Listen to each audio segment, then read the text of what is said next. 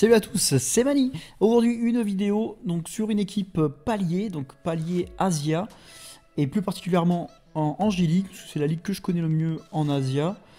Alors pourquoi ce choix-là? Alors tout simplement parce que la J-League devrait reprendre, j'ai pas encore la date officielle, mais si c'est comme l'an dernier, aux alentours de la mi-février. Donc là si vous achetez des joueurs aujourd'hui, il vous reste plus qu'une journée, et après vous ne jouez plus avec avant mi-février, mais cette année c'est une année particulière puisque il n'y a pas, il y a la Coupe du Monde, donc il va y avoir une pause entre novembre et décembre de tous les championnats. Donc quoi qu'il arrive, d'habitude vous faites quand même cette pause là en Asia, mais là tous les autres font aussi la pause.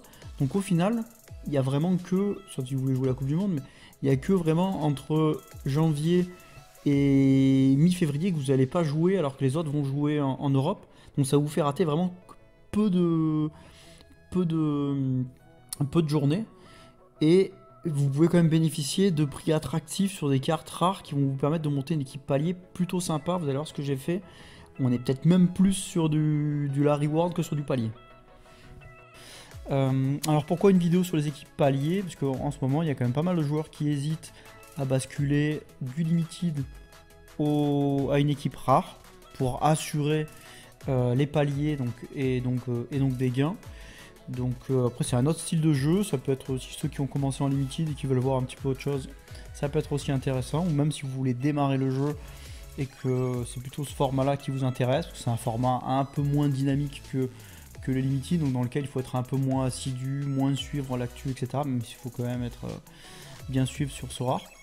D'ailleurs si vous n'êtes pas inscrit, là, je vous laisse mon petit lien de parrainage, donc là après on se contacte.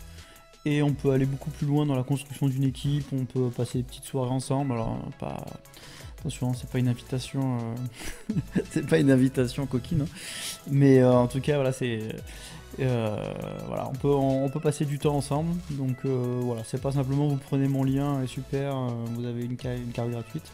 C'est vraiment l'idée d'éviter de faire des erreurs dès le début. Alors déjà, on va repartir donc sous les principes. Donc une équipe palier, ce n'est uniquement que en rare. Donc là, on se met donc sur les équipes, uniquement la All-Star rare. Donc là, si on clique dessus, on va voir les récompenses, comment ça fonctionne. Donc bon là, les premiers, deuxièmes, etc. Ça, tout ça, c'est si vous faites un bon classement, vous gagnez des cartes. Et en fait, voilà. Donc ça, c'est vraiment ce qui est garanti. C'est que si vous faites 250 points ou plus, vous gagnez, alors c'est 50 $, donc là c'est traduit en euros. Et si vous avez converti, hein, pas traduit, si vous faites 205 points, donc là 205 points c'est quand même relativement facile à faire quand même. Ça arrive hein, de ne pas les faire, mais c'est quand même assez rare. Donc là ça vous assure 25 $ de gain. Donc moi je vous ai préparé quelques joueurs. Alors je vous dis, j'ai pas fait le pas cher, pas cher, pas cher, pas cher. Parce que je trouve que quand même c'est bien de sécuriser, prendre des joueurs qui vont dessus faire du score, qui ont une situation plutôt stable.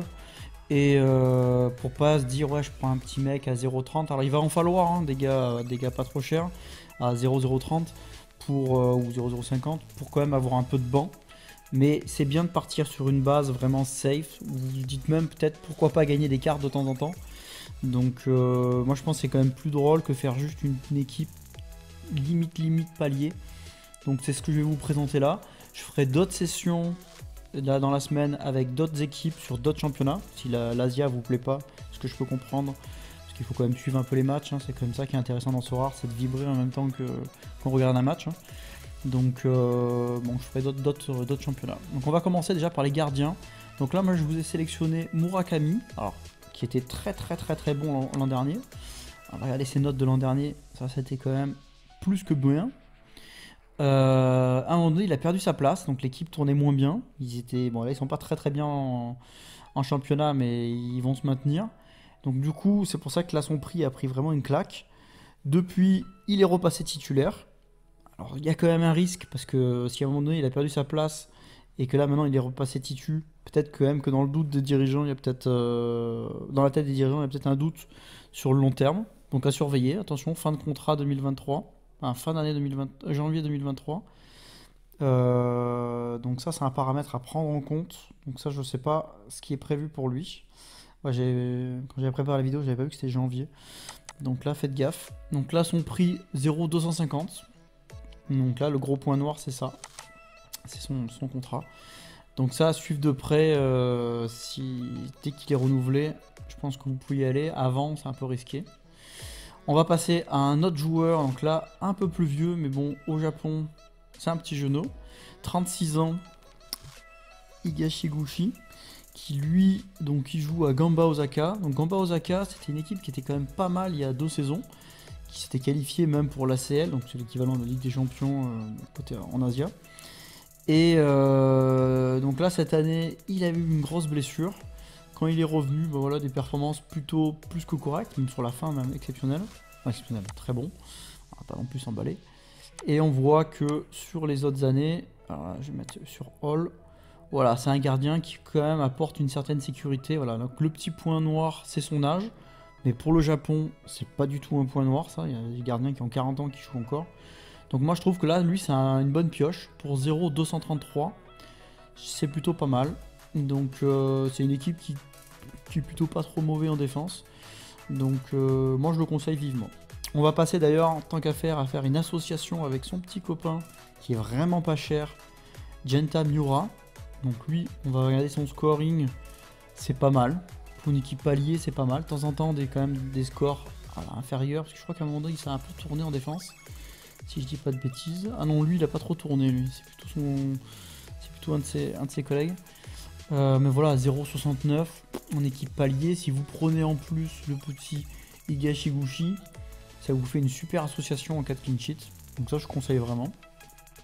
On va passer, alors là, on passe du coup à un autre niveau. Mais bon, comme je vous l'ai dit dans la vidéo, je pense qu'il faut prendre au moins 1 ou 2 gars qui vont vous assurer un bon scoring continu. Ça va vous apporter une sécurité et des espoirs de reward autres que des paliers. Alors là, c'est pareil, janvier 2023. Mais alors lui, vu son niveau, je le vois quand même pas quitter le club. Donc 0,220 pour le joueur. Donc là, on va voir son scoring. Il est constant et il est haut. C'est un très très très bon joueur. Donc là, moi, je conseille vivement. Ensuite, on va passer au... Alors, je sais pas pourquoi ça reload. Il veut pas. Il veut pas, voilà. Un autre défenseur qui est Gotoku Sakai, qui était vraiment un goth dans le jeu. Là, son prix, il est vraiment très très très peu cher. 0,183. Alors pourquoi? Parce que Vissel Kobe, ouais, c'est pareil, hein, contrat janvier 2023. Vissel Kobe n'a pas été très bon cette année, il était même à un moment donné relégable. Ils se sont bien refait la cerise. Bon, là, le dernier match, ça va être chaud contre les Marinos. Mais sinon, voilà, scoring pas mal. Et surtout, alors là, on va regarder un petit peu avant. C'est capable d'aller choper des très très très très très grosses notes. Donc là, on voit qu'il revient bien. Donc ça peut être une bonne opération. Voilà, lui, je pense que ça peut être pas mal. Toujours cette histoire de contrat. Ensuite, on va passer au milieu de terrain. Donc là, qui est actuellement blessé. Mais vous en fichez parce que c'est pour la reprise. Higuchi. Donc 0,120. Donc je trouve que son scoring, il est plutôt assez constant et plutôt haut. Donc lui, c'est plutôt une bonne pioche dans une équipe qui tourne pas trop mal aussi. Donc voilà, ça j'aime bien. Donc ça, c'est un bon rapport qualité-prix. En bon rapport qualité-prix, mais un peu plus vieux. Alors attention, toujours pareil, avec la date de fin de contrat. Iwao, donc lui, c'est vraiment une valeur sûre dans le jeu, 0,90. Donc là, ça dépendra toujours de son contrat. Mais là, on voit, voilà, son scoring, c'est vraiment très très très très très bien. Et donc là, il a changé de club cette année. Mais dans son ancien club, c'est pareil, le scoring était équivalent. Donc lui, grosse recommandation pour rapport qualité-prix pour du palier, c'est le top. Ensuite, alors lui, c'est un de mes anciens chouchous, un des premiers joueurs que j'ai eu dans le jeu, Okuno. Donc qui est valorisé sur la dernière semaine à 0,105. En ce moment, le floor price est à 153. Donc là c'est pareil, ça fait plutôt du bon score, ça fait un peu de AA, ça peut taper des gros scores de temps en temps. Ouais. Donc voilà, toujours la même problématique, janvier 2023. Alors j'ai pas l'info sur quand est-ce que les contrats vont être renouvelés. Donc à vous de voir si vous prenez le risque ou si vous attendez. Donc forcément les prix monteront plutôt si vous attendez janvier, là ça sera plus les mêmes tarifs. Donc à voir. On va passer ensuite, alors lui très très bon cette année, donc là c'est pareil, 36 ans. Voilà, toujours fin de contrat.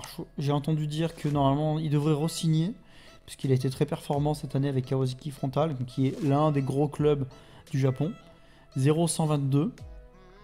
Donc là, quand on regarde le scoring, c'est même c'est cadeau pour ce prix-là. Mais voilà, la grosse inquiétude, c'est est-ce qu'il va bien re-signer? Parce que moi, j'ai entendu qu'il allait re-signer, mais j'ai rien vu d'officiel. Donc voilà, donc il y a quand même pas mal de risques dans ce que je vous présente. Mais c'est un peu le moment aussi de prendre les risques sur ces joueurs-là. Ils vont pas partir tous à la retraite, hein. Peut-être 36 ans à voir. Mais vu la perf de cette année, à mon avis, il va re-signer ailleurs. Ensuite, on va passer aux attaquants. Alors lui, je l'aime beaucoup. Le Thiago Santana. J'ai joué un moment avec lui en limited. Et donc du coup, j'ai bien suivi ses perfs. Et il est capable de faire des très bons gestes techniques. Voilà, en attaquant, 0,220. Ouais, regardez son scoring. Là, en fait, là, on est en train de monter une équipe qui fait pas que les paliers. Je pense que on peut faire mieux que des paliers, hein, très clairement. Et on va passer ensuite à un joueur des Marinos. Donc un peu moins en vue cette année, mais par contre, voilà, une petite sécurité au niveau du contrat. L'an dernier, il était vraiment meilleur. 30 ans, 0,152. Alors le floor price, attention, il est à 225. Il ne faut pas toujours faut se méfier du prix qu'on voit là, hein, parce que là, actuellement, vous ne pouvez pas l'avoir à moins que ce prix-là. Donc sauf s'il y a des enchères. Et voilà, on voit son scoring. Donc là, si on va regarder, peut-être là, c'est sur la totalité, mais si on regarde sur cette année, wow, c'est pas mal pour un joueur palier, c'est pas mal. De temps en temps, faire des gros scores dans une équipe qui est solide, qui va jouer la Ligue des Champions. Donc voilà un petit peu pour les joueurs que je voulais vous présenter. Donc écoutez, mettez-moi en commentaire si vous avez d'autres joueurs auxquels vous pensez, hein, n'hésitez pas à faire partager la commune. Et voilà, écoutez, donc il y a quand même des risques dans ce que je vous présente, et c'est très clairement indiqué. Mais il y a aussi, je pense, des très bonnes opportunités. Donc après, à vous de voir, de faire la part des choses entre le risque que vous souhaitez prendre, forcément le prix est moins cher, ou d'attendre pour vous sécuriser, le prix sera plus cher, mais vous serez sécurisé. Donc ça, c'est votre propre choix. Voilà, écoutez, je vous donne rendez-vous dans la semaine pour d'autres équipes, sans doute même demain.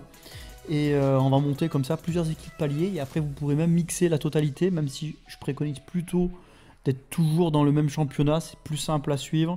Vous avez toujours un calendrier cohérent, vous ne dites pas, merde, celui-là, le Japon ne joue pas alors que la Ligue 1 joue. Voilà, donc c'est beaucoup plus simple de faire ça, je pense. Voilà, et bien écoutez, je vous souhaite à tous de très bonnes Game Week, et à bientôt.